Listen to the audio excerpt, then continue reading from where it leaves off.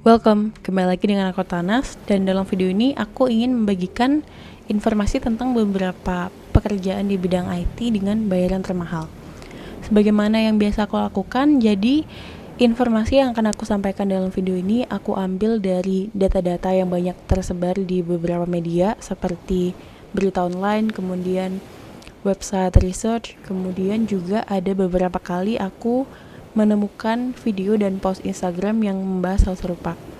Jadi yang aku harapkan adalah dengan informasi semacam ini bisa membuat teman-teman untuk makin semangat dalam belajar supaya merasa ada dorongan untuk mempelajari hal-hal yang tidak terkesan sia-sia. Kalau kita berbicara tentang gaji adalah hal yang sifatnya konfidensial.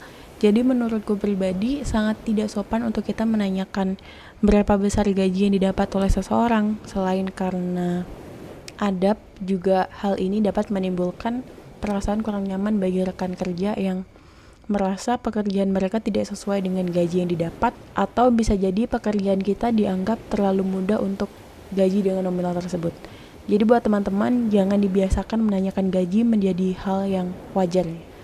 Dalam video ini seperti biasa akan terbagi menjadi 2 bagian, di mana kita akan memulai dengan informasi tentang pekerjaan bidang IT yang digaji tinggi, kemudian dilanjutkan dengan pengalamanku seputar gaji dan bekerja.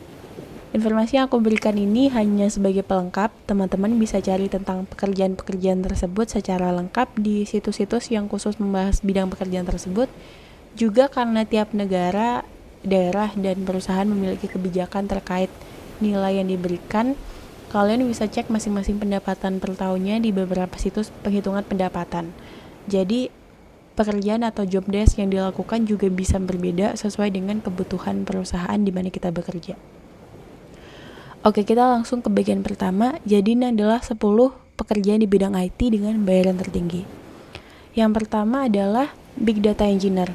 Saat ini data yang dihasilkan bukan hanya dalam hitungan gigabytes maupun terabytes, namun sudah dalam ukuran zettabytes bahkan exabytes dengan berbagai macam varian data yang harus diolah agar bisa dimanfaatkan dengan baik.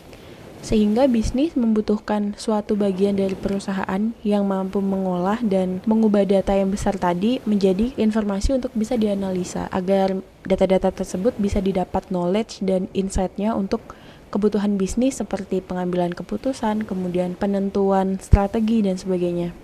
Pekerjaan data engineer merupakan pemegang pekerjaan terpenting dalam suatu proyek data science, di mana para data engineer diharuskan untuk mempersiapkan data, kemudian membuat arsitekturnya tiap kurun waktu tertentu, juga menyiapkan raw data atau data-data mentah dari berbagai sumber, bisa dari aplikasi, kemudian ada website, ada juga dari flat file seperti misal file Excel, kemudian ada file Word dan sebagainya, untuk bisa diolah dan ditransform ke dalam bentuk data yang bersih yang biasanya dimasukkan ke dalam data warehouse agar data-data tersebut bisa digunakan untuk membantu data scientist atau data analis melakukan tugas mereka. Yang diperlukan untuk bisa masuk ke dalam pekerjaan ini adalah kemampuan untuk menggunakan beberapa tools yang biasa digunakan dalam kasus big data, seperti yang paling sering aku dengar adalah Hadoop. Kemudian juga perlu mengerti tentang konsep bagaimana data disimpan dalam data warehouse, juga mampu menggunakan beberapa bahasa pemrograman seperti shell script, Python, R, terutama SQL, di mana bahasa pemrograman diperlukan untuk membuat script automation seperti ETL yang bisa mengolah data. Selain itu, ada beberapa syarat di luar technical seperti kemampuan bahasa dan komunikasi yang baik.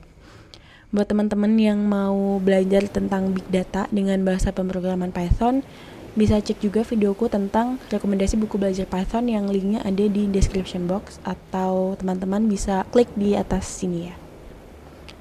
Yang kedua adalah Information System Security Manager. Pekerjaan yang satu ini memerlukan banyak requirement seperti sertifikasi dari beberapa lembaga yang perlu teman-teman ambil, karena dalam menjaga data-data penting tidak bisa hanya menggunakan intuisi, melainkan harus ada standarisasi yang perlu dipenuhi. Teman-teman juga perlu memiliki kemampuan analisa yang kuat, dan seperti biasa problem solving dan decision making yang baik juga menjadi syarat yang harus dipenuhi. Yang ketiga adalah IoT Solution Architect. IoT atau Internet of Things Solution Architect sendiri membutuhkan beberapa requirement yang harus dipenuhi kalau teman-teman ingin menjadi IoT Solution Architect. Maka teman-teman perlu mempelajari cara membangun hardware, kemudian mahir dalam bahasa pemrograman tertentu, juga dalam machine learning sesuai dengan fungsi utama dari IoT sendiri. Yang keempat adalah DevOps. DevOps Engineer menjadi salah satu pekerjaan IT dengan bayaran termahal karena tugas utamanya yang mampu menjadi jembatan antara bagian development dengan bagian operation, di mana di antara keduanya sering terjadi kesalahpahaman dalam menerjemahkan suatu konsep. Jadi DevOps diperlukan untuk bisa membangun infrastruktur, juga memelihara agar bisa membuat software atau aplikasi tersalurkan dengan baik. Untuk bisa menjadi DevOps Engineer, teman-teman juga perlu untuk memahami bahasa pemrograman karena teman-teman terhubung dengan bagian development. Kemudian juga kemampuan berbicara supaya apa yang kita sampaikan kepada tim operasional atau tim development tidak menyalahi konsep yang sudah disetujui. Yang kelima adalah AI Engineer. AI Engineer atau Artificial Intelligence Engineer mengharuskan teman-teman bisa menggunakan bahasa pemrograman yang biasa digunakan dalam membangun dan memanage AI seperti Python dan R dengan sangat baik. Juga diperlukan kemampuan yang kuat dalam bidang machine learning dan neural network karena fungsi dari pekerjaan ini sendiri yang difungsikan untuk membuat kecerdasan tiruan seperti yang dilakukan oleh tanda kutip otak manusia. Yang keenam adalah data architect. Data architect perlu memahami kebutuhan bisnis dengan cara mempersiapkan data apa saja yang diperlukan dan disiapkan untuk menunjang tim bisnis agar data yang diolah sesuai dengan kebutuhan dan tidak ada informasi yang terlewat atau malah menyimpan data yang tidak berguna. Teman-teman yang ingin menjadi data architect juga perlu memperhatikan pemeliharaan data center yang digunakan untuk menyimpan data-data tersebut. Untuk bisa menjadi data architect, teman-teman perlu menguasai beberapa bahasa pemrograman, kemudian pengetahuan seputar networking, juga problem solving dan decision making yang baik. Yang ketujuh adalah data scientist. Pekerjaan yang satu ini juga menjadi satu dari beberapa pekerjaan yang banyak dicari saat ini, yang diperlukan untuk melakukan data modeling dari data-data yang didapat dan dipersiapkan oleh data architect atau data engineer, baik structured maupun unstructured data, agar data-data tersebut dapat diambil insight yang bisa diubah menjadi tindakan based on data, seperti menemukan pola-pola baru untuk mengambil kebijakan dalam perusahaan atau sebagainya. Yang perlu dipersiapkan untuk bisa menjadi data scientist adalah memahami beberapa bahasa pemrograman yang bagus untuk data science seperti R dan Python, kemudian pemahaman yang baik terhadap konsep machine learning, SQL, dan statistik juga menjadi beberapa kriteria untuk bisa menjadi data scientist yang baik. Yang kedelapan adalah software architect. Software architect perlu membangun rancangan software yang akan dibangun, seperti menentukan tools apa yang akan digunakan, kemudian bahasa pemrograman apa, dan sebagainya. Teman-teman yang ingin menjadi bagian dari software architect perlu memahami bahasa pemrograman, kemudian bisa menjaga komunikasi yang baik antar tim supaya informasi yang disampaikan bisa menghasilkan software yang baik. Yang kesembilan adalah network architect atau cloud architect.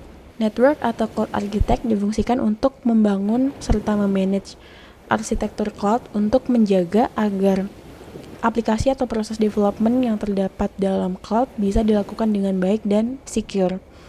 Untuk bisa menjadi cloud atau network architect, teman-teman perlu memahami ilmu tentang networking, juga memiliki kemampuan problem solving dan decision making yang baik. Yang terkenal mungkin AWS atau Amazon Web Service, kemudian ada Google Cloud Platform juga cukup banyak dipakai. Kalau teman-teman ada yang mau menambahkan atau mengoreksi silahkan ya. Yang ke-10 adalah full stack developer. Seperti namanya, full stack developer memerlukan kemampuan dalam beberapa bidang sekaligus seperti front end engineer, back end engineer, UI UX, juga kemampuan dalam database. Jadi itulah beberapa pekerjaan IT dengan bayaran termahal. Besar kecil suatu angka itu relatif. Yang perlu teman-teman ketahui adalah video ini tidak bertujuan untuk membuat suatu pekerjaan menjadi lebih baik dibanding pekerjaan lain, karena kita tidak tahu apa yang perlu dikorbankan untuk mendapatkan hasil tersebut. Bisa saja perlu mengorbankan waktu atau keselamatan atau privasinya terganggu. Misal seperti kalau teman-teman pernah melihat meme ini, jadi sebisa mungkin kita belajar untuk memaknai sebuah informasi dengan baik. Juga kita tidak perlu menganggap bahwa pekerjaan di luar yang tadi aku sebutkan adalah pekerjaan yang dalam tanda kutip murah, karena dari pengalaman dan sepengetahuanku, gaji bisa dipengaruhi dari sertifikat yang kita punya juga. Misal dalam cybersecurity ada tingkatan sertifikasi yang bisa diambil untuk meningkatkan skills. Jadi kita punya sertifikat apa dan dari mana itu bisa mempengaruhi besar kecilnya gaji yang akan diberikan oleh perusahaan kepada kita. Jadi biasanya sebelum atau sesudah proses sertifikasi kita bisa mengajukan proses negosiasi terkait gaji kita. Juga seringnya suatu perusahaan memiliki kebijakan tertentu, misal gajinya tidak terlalu tinggi namun benefit yang diberikan banyak, misal ada uang kesehatan, ada reimbursement, ada sebagainya. Ada juga yang memberikan gaji dengan angka tinggi namun beberapa hal harus ditanggung oleh karyawan sendiri. Jadi pada umumnya gaji adalah hal yang sifatnya personal. Kita tidak bisa melihat gaji seseorang dengan pekerjaan mereka dengan hanya berdasarkan pada pendapat-pendapat yang bertebaran di media sosial. Misal seperti si A bekerja sebagai X yang sebenarnya masuk ke dalam daftar 10 pekerjaan IT dengan bayaran termahal. Namun karena perusahaan tempat di mana A bekerja adalah perusahaan misal sada baru, kemudian belum ada investor, jadi semuanya dibiayai dari kantong pribadi, sehingga gaji A tidak bisa dibandingkan dengan gaji B yang bekerja pada perusahaan besar meskipun dalam kategori pekerjaan yang sama.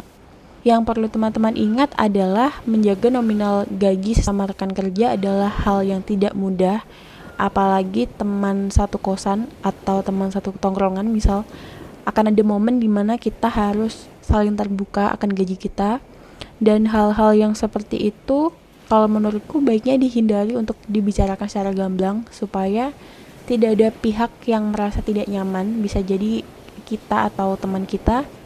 Hal-hal yang tidak nyaman tersebut bisa berupa kita atau teman yang menerima gaji kurang menjadi sulit bersyukur, padahal sebelumnya bisa merasa cukup dengan apa yang dipunya, sampai mungkin menjadi terus berburuk sangka kepada tim manajemen dan sebagainya. Tetapi kembali lagi, keputusan adalah milik masing-masing, jadi bijaklah dalam menentukan keputusan. Juga kita harus bisa bertanggung jawab akan apa yang sudah menjadi pilihan kita. Jadi terima kasih buat yang sudah menonton video ini, semoga bisa membuat teman-teman semakin semangat belajarnya. Kalau teman-teman suka video ini, jangan lupa like dan subscribe juga sebagai bentuk dukungan teman-teman terhadap channel ini. Sampai jumpa di video selanjutnya.